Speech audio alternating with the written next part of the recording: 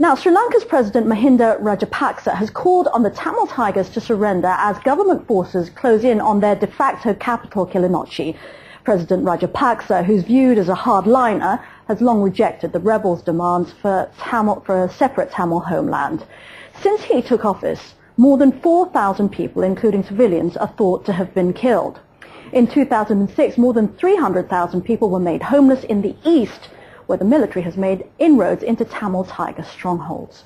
More recently, the UN estimates close to 250,000 people have been displaced since the military campaign intensified in the north. Well, peace mediators from Norway have left the country after the government ended the truce with rebels earlier this year. In an exclusive interview with Al Jazeera, the president says the military campaign will continue until terrorism in the country is defeated. Tony Bertley began by asking him if the end was now in sight for the rebels. Now it's the end of their battle.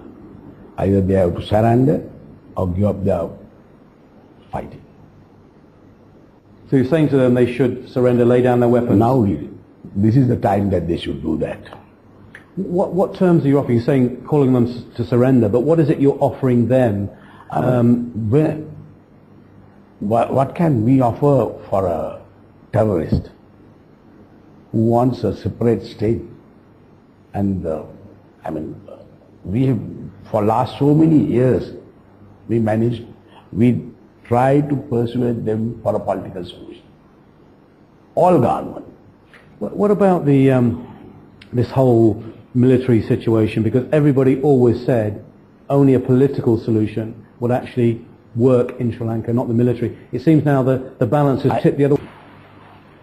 If you defeat the terrorism, if there is no terrorism, then for the reasonable people, we might be able to give the political solution. And prabhakaran, you were mentioning before, he's got a lot of blood on his hands.